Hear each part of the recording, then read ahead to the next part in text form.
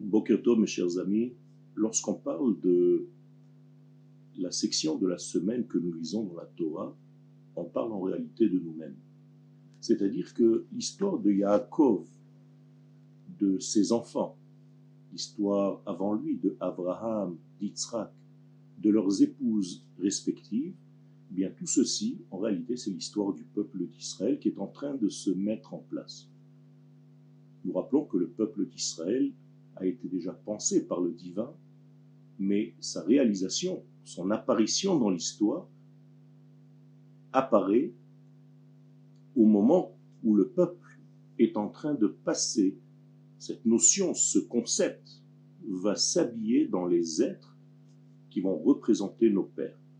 Autrement dit, l'âme d'Israël, qui a déjà été créée, qui a déjà été prévue par Dieu, va s'habiller dans l'homme, Abraham, et ensuite Yitzhak et Yaakov, qui va se diffuser dans ses 12 enfants, avec sa fille, et qui va se répandre sur le peuple, sur les êtres que nous sommes aujourd'hui. Autrement dit, il y a une pensée divine qui s'appelle Israël, c'est la première pensée divine d'après nos sages, et cette pensée divine va s'habiller dans les êtres que nous sommes, bien après avoir été créés et mis en place.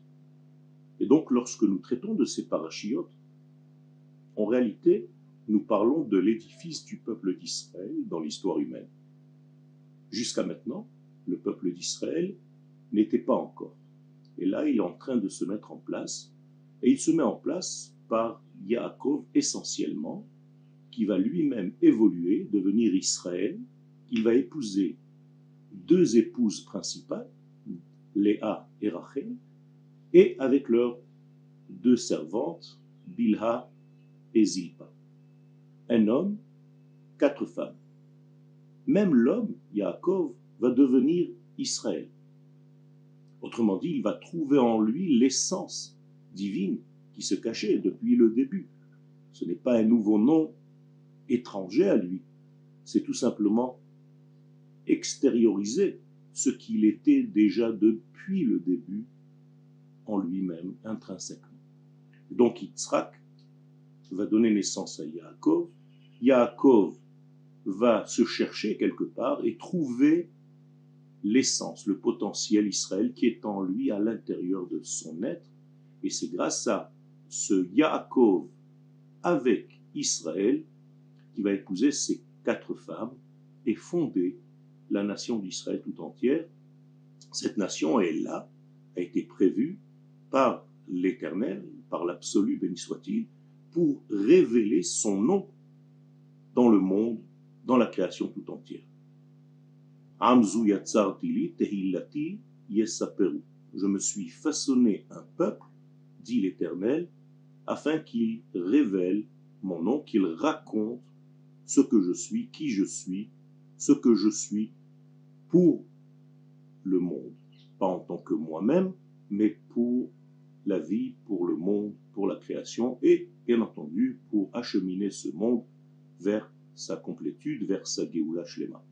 Donc il y a ici quelque chose d'extraordinaire, c'est que nous devons comprendre le sens profond de ces personnages.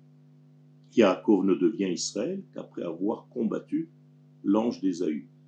Autrement dit, Yaakov va chercher à l'intérieur de lui-même les forces de combattre des êtres qui sont de ce monde, ou bien tout ce qui dérange en réalité le processus dans le cheminement du dévoilement de Dieu dans ce monde. Et ces 2 épouses principales, Léa et Rachel, représentent 2 mondes, 2 niveaux de conscience. L'une, Léa, représente le monde caché, l'autre, Rachel, représente le monde dévoilé.